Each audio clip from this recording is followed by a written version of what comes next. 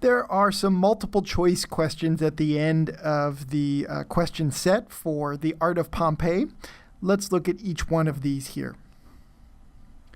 The first one, I think, could be a tricky question. The question reads, which of the following resulted from the eruption of Mount Vesuvius? Okay, so the best answer is one that we get directly in part A, section A of the essay. It says down here, temperatures in the city during the eruption reached 250 degrees, and many residents died due to exposure to the extreme heat. Okay, that's pretty much a direct paraphrase of our correct answer, letter C. So that's why that one works well here. Now let's look at the ones that did not work. A, the resulting ash in the atmosphere returned to Earth trapped in water droplets. Okay, this is not something that was described really in the passage. It does say that the ash fell like rain, but that is not the same as saying ash was trapped in water droplets. It's an expression to give an image of what it looked like, but it is not that part of the passage is not saying that this ash was taken up into the atmosphere and returned in water droplets. That is not correct. So A does not work there. It doesn't make sense according to the passage. B, those who tried to aid were unable to unearth buried buildings. Okay, there was no discussion here of people trying to help out and unearth buried buildings. So B doesn't work at all.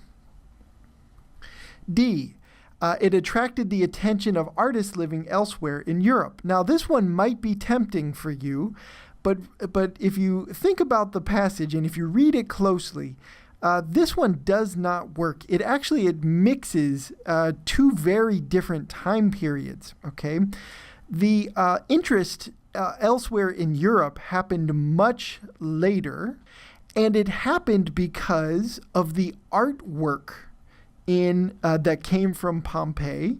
And even the artwork on Pompeii made them interested in these classical styles. Okay, that is not a result of Mount Vesuvius. Okay, that was not a result of the eruption. Okay, this was a result of finding artwork from Pompeii and becoming inspired to look into classical styles, and that's why they created the neoclassical style. That's what they describe later in the passage.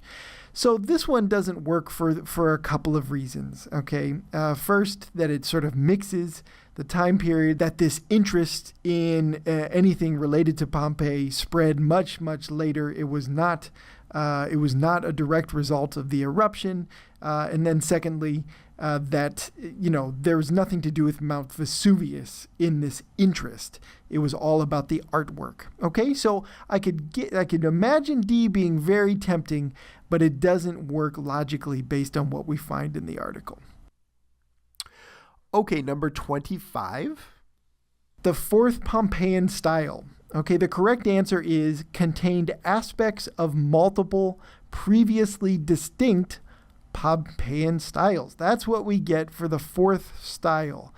It says down here in section B, the fourth style was essentially a hybrid. Okay, this is a key word from the passage. Hybrid is a mixture of a couple things. So that's where we get this idea of multiple previously distinct. Okay, previously means before, it used to be, and distinct means different. So there were many formerly different Pompeian styles contained in this one new fourth style that they're describing in section B. All right, so that's why C is a good paraphrase of what we find here in section B. The incorrect answers. The fourth Pompeian style was popular because it integrates styles that were already well known. Okay, this seems tempting. Okay, it does use the word integrate here, and so that makes it tempting, because the fourth style definitely did mix a couple of things. But we don't know about the popularity. There's no discussion of the popularity of the fourth style.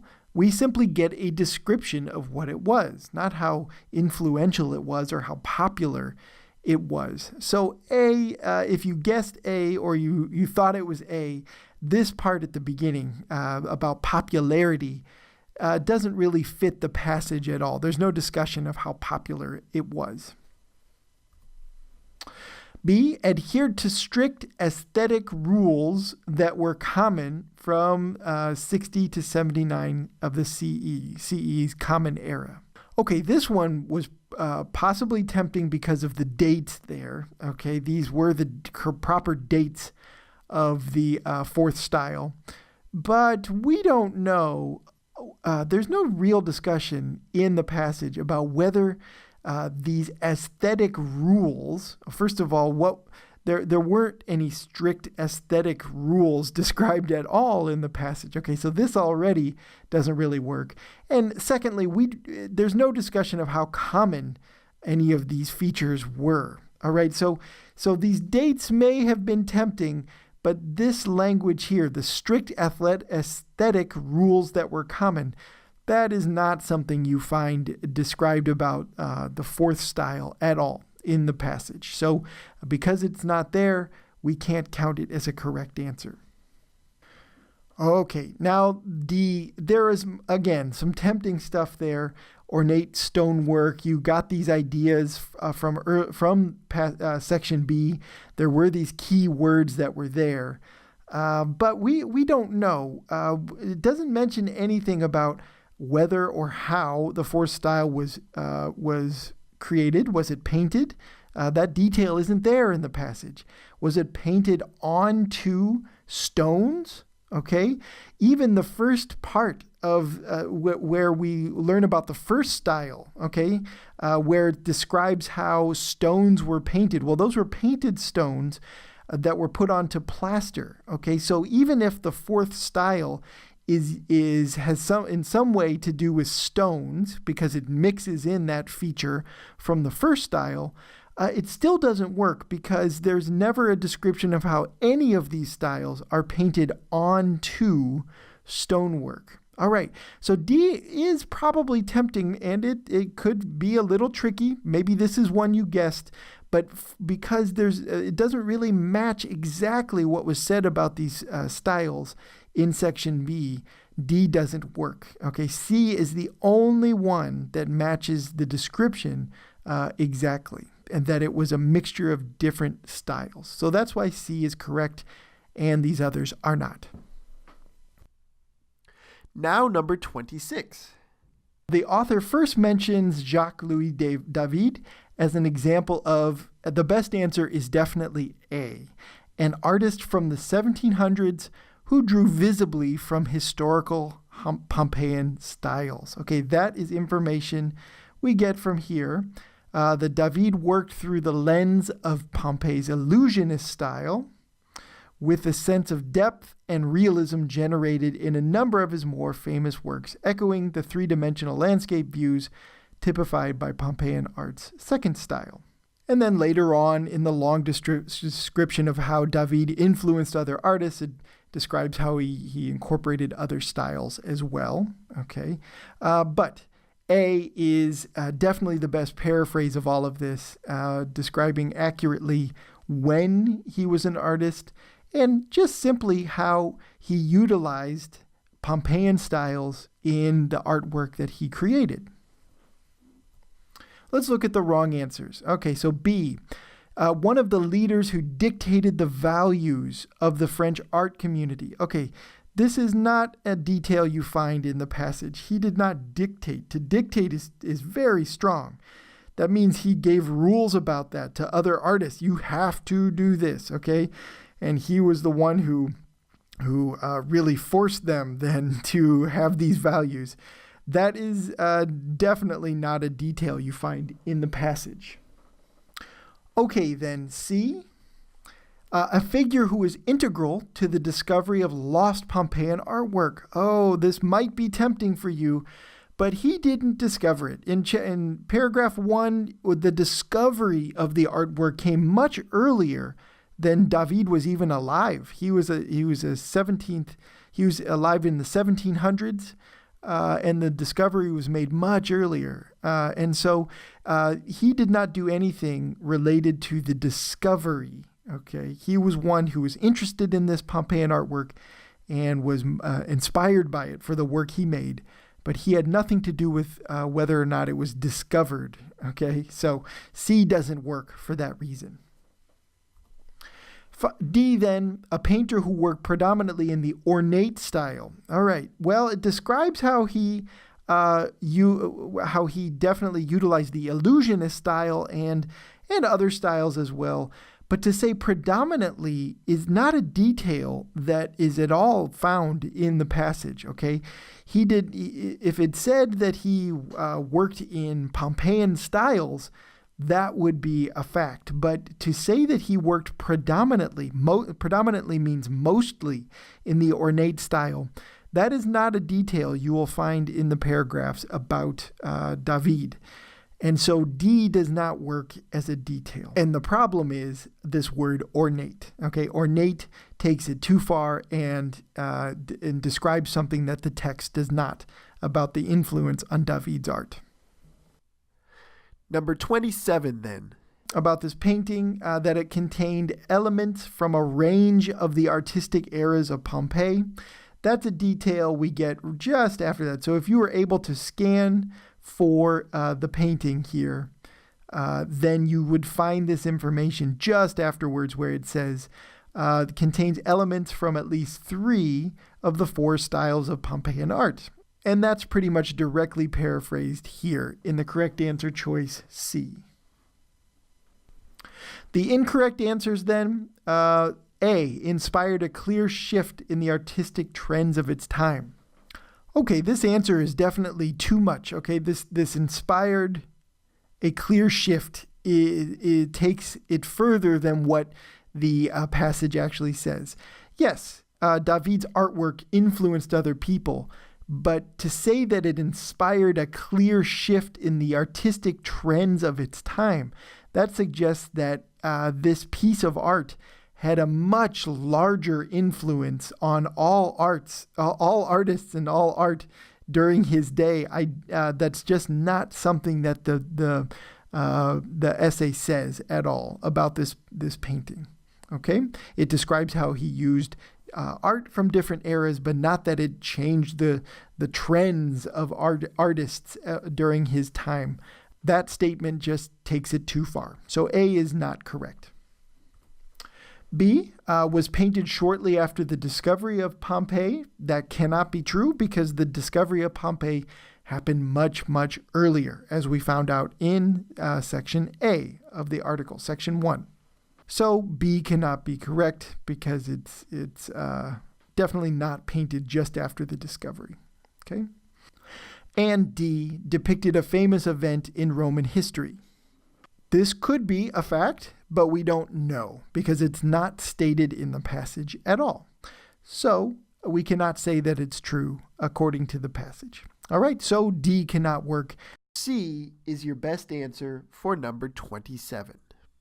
Okay, now the final question, number 28. This one is about Robert Adam.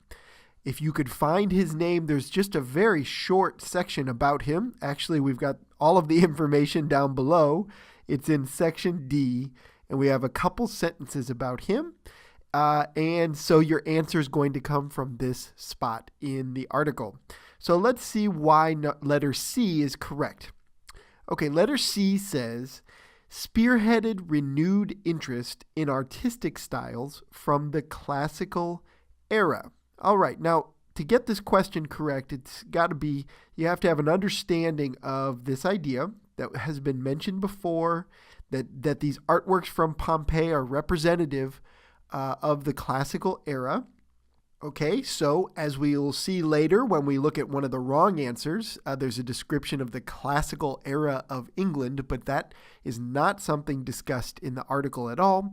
When we're talking about these classical era artworks, we're talking about artwork from Pompeii. Okay, so Robert Adams spearheaded renewed interest. All right, now that is very similar language, a good paraphrase to what we get down here.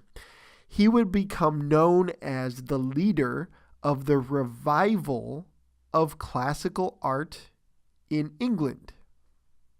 So the fact that he was a leader in this revival relates to what we get in answer choice C, where it says he spearheaded renewed interest. Okay, so he was responsible for bringing about this interest in classical art to the country of England. And this is the information we see paraphrased below in green as a part of that paragraph in section D.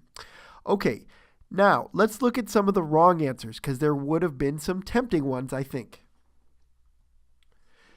Answer choice A, that he reused materials excavated in Pompeii. Now, it does say in section D that he reused elements of the styles from Pompeii. That means he took things that he saw in those classical artworks from Pompeii, and he tried to sort of recreate them in his own artworks. But that does not mean that he reused materials. It's not like he was using materials that were dug up from Pompeii and then using those same materials in his own artwork. That's what answer choice A means, and that is not what is stated in the passage. So A does not work. B, that he mimicked, he copied several Pompeian styles in his stucco works. Well, this is very close to being correct, except that he did not copy several Pompeian styles. If you look back in the passage, it says he mimicked or copied the first Pompeian style. He reused elements of that style in his own artwork. Okay, so the fact that it says that he copied several styles makes answer choice B incorrect. And the last one now, that he combined classical English styles with the first Pompeian style. Also very close. However, it says nothing about using classical English styles. We don't know if that's a thing or if that's something he did, because there's no information about that in the passage. And in fact, when we're talking about classical styles, we're talking about Pompeii, not about England. Okay, so he did not combine the classical styles of England with styles from Pompeii. No, he used the classical styles from Pompeii and utilized them in his own work. And so there's no combination of classical styles at all. So that language makes D incorrect. The best answer for this one is C. Okay, those are our multiple choice questions for our essay on the art of Pompeii.